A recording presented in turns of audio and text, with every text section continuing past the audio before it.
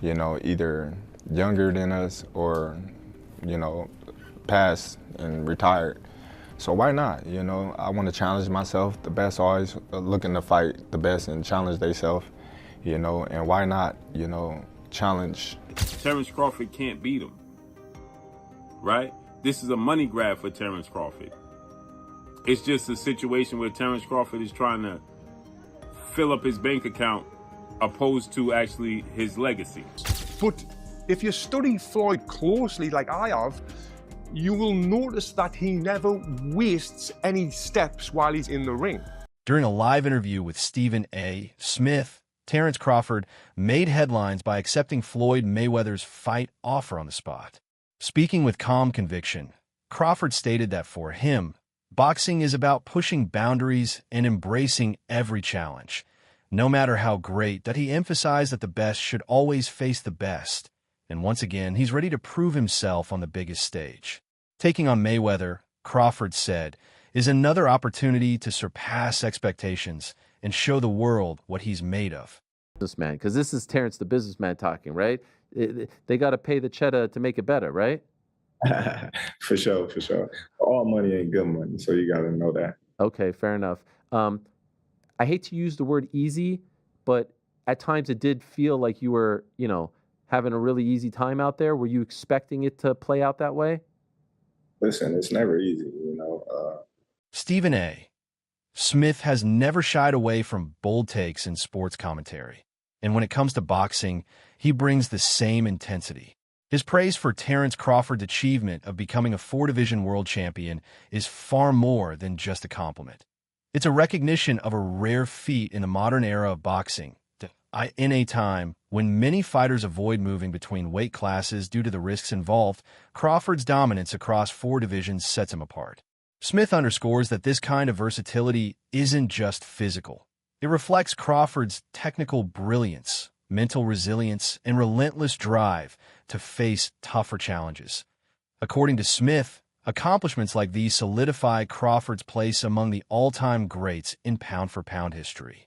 Terence Crawford is the best fighter on the planet. Pound for pound, he's that dude. In this four-belt era, he is now the undisputed world champion 3 times over. 140 pounds, 147, now 168 pounds, claiming all the belts. You don't see people doing that very often.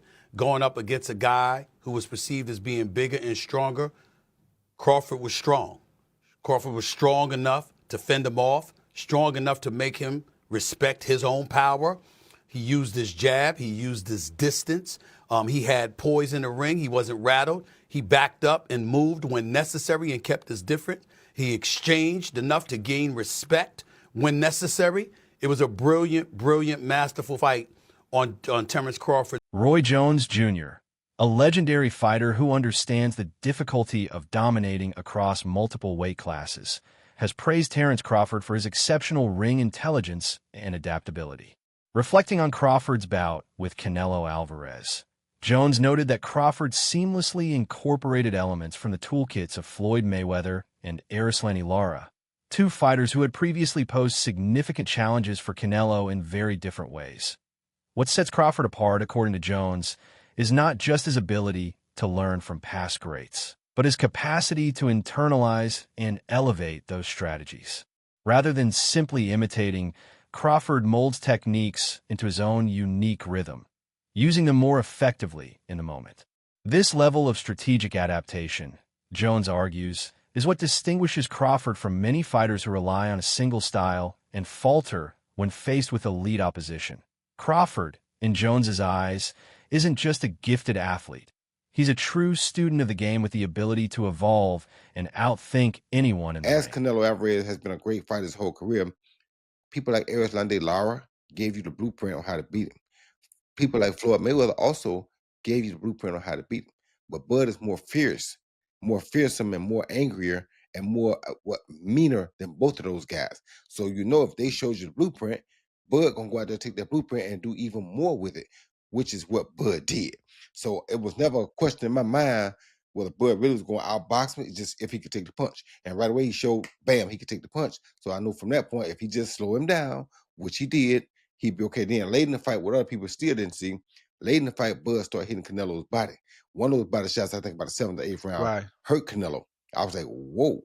Bud hit him in the Yeah. right spot then, and he got Canelo's respect with that too. So Bud fought a very, very awesome fight, fought a beautiful fight, very tactical. Very controlled. Yes, it was a beautiful fight for boxing. It was a beautiful fight. You know, Bud got hit with some shots. He did. He did. He got hit with some single shots going out. You know, he's going out, and you know Canelo, if he has you trapped in the corner or along the ropes, it's typically 1 to 2 big shots. You know that if you've watched him. Yep. So you could tell Crawford, as he was going out, he knew the one shot was coming, and several times it landed. He even got hit with a 2-piece. I don't remember what round it was, uppercut right hand that Crawford took well. So when you started seeing him absorb the shots, if you're Team Crawford, you don't want him to take that shot. But if you started seeing that, now you know that, okay. And I think that's what gave Crawford the green light to stay there a little bit longer. He smiled about it. He smiled about it. Yeah. And sometimes that smile can be a lie. And sometimes that smile can mean what I think it meant for Crawford, which is, oh, that's not as bad as I thought it was. The prospect of Terence Crawford stepping into the ring with Floyd Mayweather, even in an exhibition, has ignited heated debate across the boxing world. While the matchup would undoubtedly draw massive attention, critics worry it could blur the lines between legacy and entertainment. Some argue that such a bout risks tarnishing Crawford's hard-earned reputation. After dominant performances against elite opponents like Errol Spence Jr. and Canelo Alvarez, skeptics fear this move would signal a shift toward financial gain over meaningful competition. They point to Mayweather's recent focus on lucrative exhibitions, suggesting Crawford's involvement might invite similar scrutiny. Analysts caution that Crawford has spent years crafting a legacy rooted in greatness, risk-taking, and division-spanning dominance, and that stepping into a spectacle could dilute that narrative. However, others see it differently. They argue that Crawford's legacy is already etched in stone, and a bout with Mayweather, even if non-traditional, could serve as an intriguing coda to a legendary career. For them, it's not a step backward, but rather another fascinating chapter in the story of one of boxing's most complete fighters. For Terence Crawford, it's just a situation where Terence Crawford is trying to fill up his bank account opposed to actually his legacy. This is what was being said, right? This is what people perceived. Terence Crawford was just attempting to cash out. When fans compare the careers of Floyd Mayweather and Terence Crawford, the discussion quickly becomes layered and divisive. Mayweather's resume is undeniably stacked with victories over some of the sport's biggest names. However, critics often point to the timing of those wins as a critical factor in evaluating his legacy. Take his 2013 win over Canelo Alvarez, for example. Canelo was just 23 and still developing as a fighter. Similarly, many fans felt disappointed by the long-delayed showdown with Manny Pacquiao in 2015, especially after it was revealed that Pacquiao entered the fight with a shoulder injury. Mayweather's reluctance to grant rematches, particularly with Pacquiao, only fueled further skepticism about whether Floyd Mayweather is still greater than Terence Crawford. We need to really talk about this now. A lot of you guys are putting Crawford a bit too high. If you want to say Crawford could beat Floyd, I'm more open to that conversation, but when you're lining up the careers, I'm going to say Floyd every time. While they're both 5-division, Bud has become 3-time undisputed, but he's only fought 10 world champions to Floyd's 25 world champions. You can't take away the 5-division, 3-time undisputed. In terms of accolades, yeah, he probably gets the nod over Floyd. I say the accolades are about relative, considering Floyd Mayweather won Fighter of the Decade as well. But when you get to the resumes, Pacquiao, Oscar, Canelo, Cotto, Mosley, Castillo, Marquez, Zab, Gotti, Hatton, and Corley. There's probably way more people that this guy just didn't name. And then when you get to Bud's resume, not saying it's just bad, but the only names that's really worth mentioning is going to be Spence and Canelo. It's not a knock on Bud. Bud was not able to make those fights early on in his career. But I got to tell you guys what it is. Bud's resume just doesn't line up with Floyd's. Take their top 20 wins. Bud don't even got 20 wins to really sit here and name. Floyd got a good 20-something plus. Bud probably got about 10 wins that we could really sit here and name. Floyd's still greater than Bud in my opinion. Respected boxing analyst and former Olympian Tony Jeffries has pointed out that Floyd Mayweather's most powerful weapon wasn't just his speed or legendary defense. It was his mindset. According to Jeffries, Mayweather's unshakable belief in his own superiority gave him a psychological advantage before the first bell even rang. Even in tightly contested matchups, Floyd's supreme boxing IQ, calm under pressure, and ability to read and adjust to opponents within moments gave him the edge. While many fighters rely heavily on physical gifts, Mayweather combined technical mastery with mental fortitude, creating a style that was nearly impossible to unravel. Jeffries notes that it was this rare blend of psychological sharpness and tactical precision that made Mayweather appear virtually unbeatable, and ultimately allowed him to retire with an strong unblemished mindset. record. They're really confident. They really believe in themselves.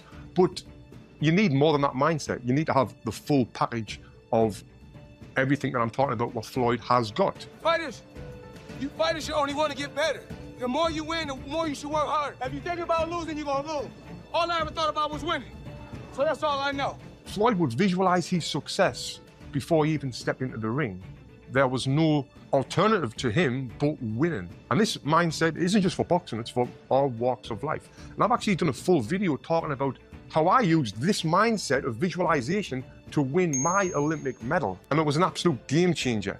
Now, Floyd used to use this mindset to ease the pressure that he put himself under. And he made himself think like, I'm not under any pressure right now, where he was under immense pressure.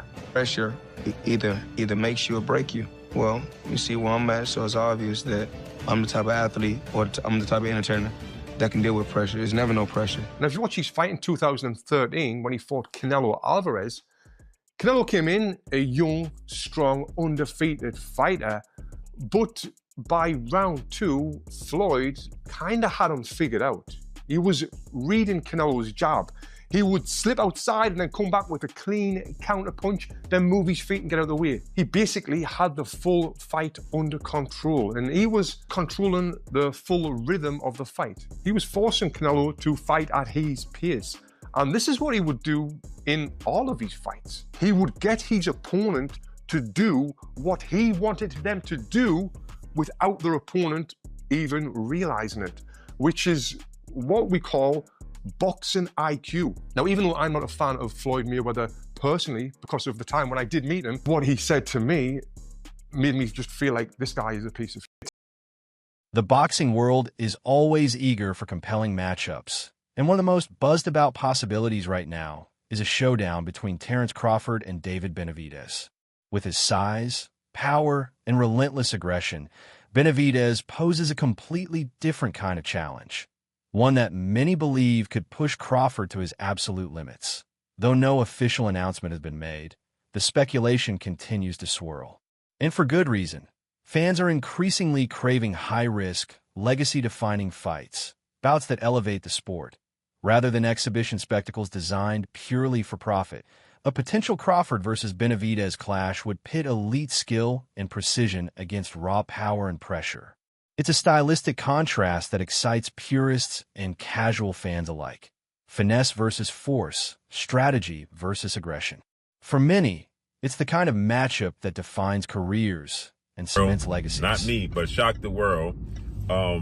This past Saturday, Mexican Independence Day weekend, what he took on defeated another first ballot Hall of Famer, but he essentially jumped up 3 weight classes, technically 2, from 154 to 168, but only had 1 fight at 154 last August against Israel Majamov. Terence Crawford defeated Saul Canelo Alvarez, who is a 4-division champion, 2-time undisputed super middleweight, and the reigning, at the time, super middleweight world champion, undisputed world champion.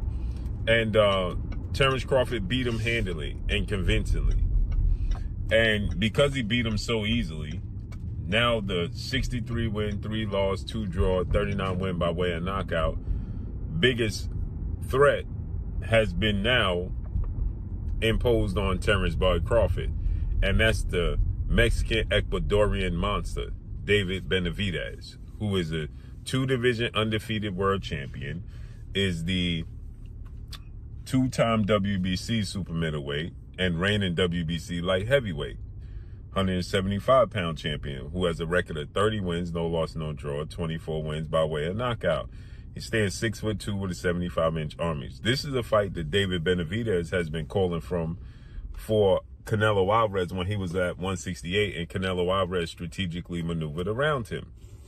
But Canelo Alvarez is 5'7" with a 70-inch arm reach, started his career at 147 pounds, made his real name at 154 pounds.